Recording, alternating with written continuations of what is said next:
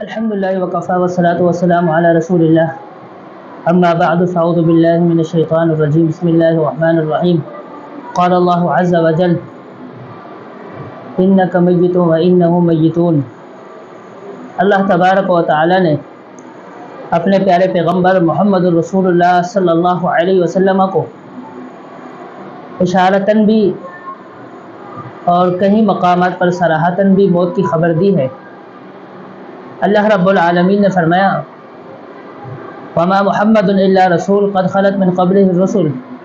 افإن مات او قتل انقلبتم علی اعقابکم۔ فرمایا محمد رسول اللہ صلی اللہ علیہ وسلم سے پہلے بھی جو رسول تھے وہ دنیا سے چلے گئے۔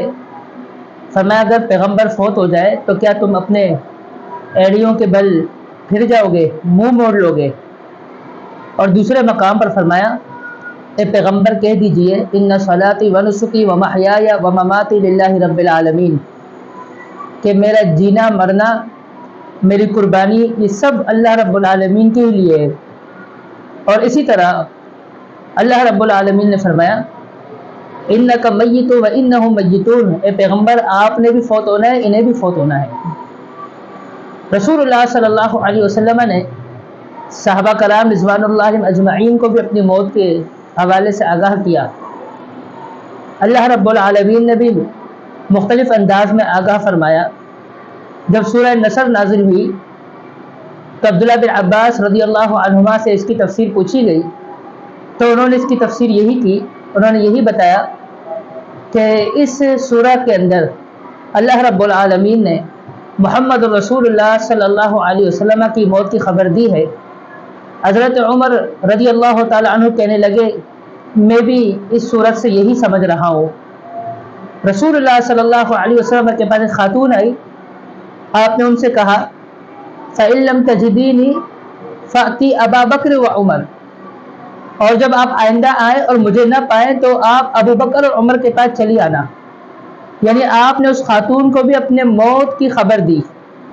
رسول اللہ صلی اللہ علیہ وسلم نے حضرت معاذ بن جبل رضی اللہ تعالی عنہ سے جب اس وقت وہ یمن جا رہے تھے تو ان سے کہا یا معاذ لعلک لن تلقانی بعد عامی ھذا، ممکن ہے کہ آئندہ جب آپ آئے کہ آپ کی ملاقات مجھ سے نہ ہو۔ اور اسی طرح فرمایا ممکن ہے کہ لعلک ان تمر بقبری، کہ آئندہ آپ میرے قبر کے پاس سے گزرے۔ رسول اللہ صلی اللہ علیہ وسلم نے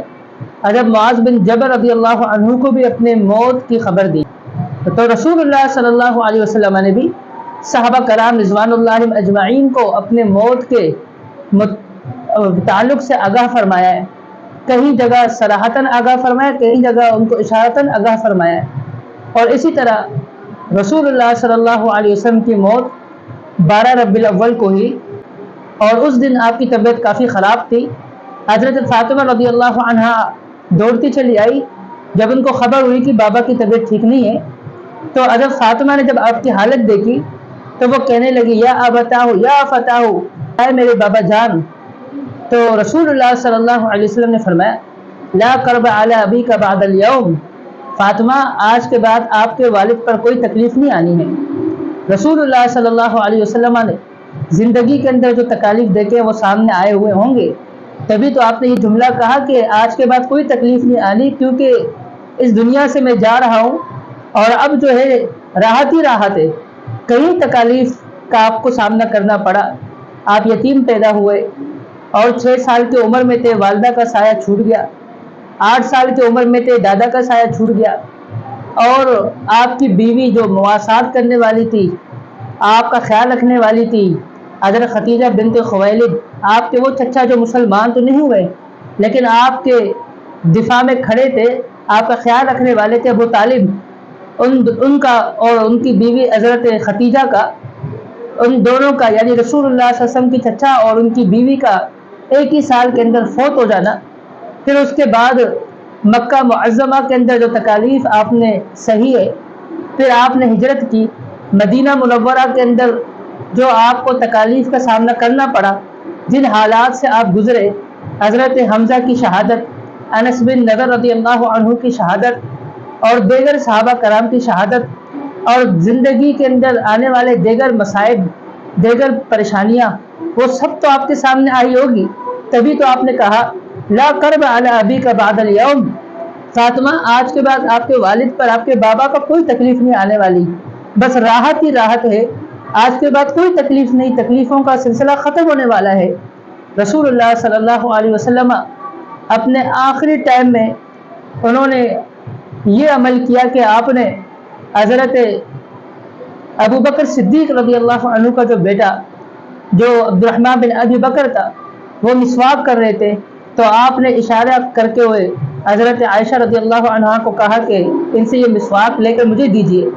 حضرت عائشہ رضی اللہ عنہا نے وہ مسواک ان سے لیا، اسے اچھی طرح نرم کر کے آپ کو دیا اور آپ نے وہ مسواک کیا۔ پھر اس کے بعد آپ کی طبیعت اور مزید خراب ہوتی رہی، برکیف جب آپ کا آخری ٹائم تھا آپ نے آسمان کی طرف، چھت کی طرف انگلی اوپر کی اور آپ نے یہ کہا اللہم بالرفیق الاعلی، اللہم بالرفیق الاعلی، اللہم بالرفیق الاعلی،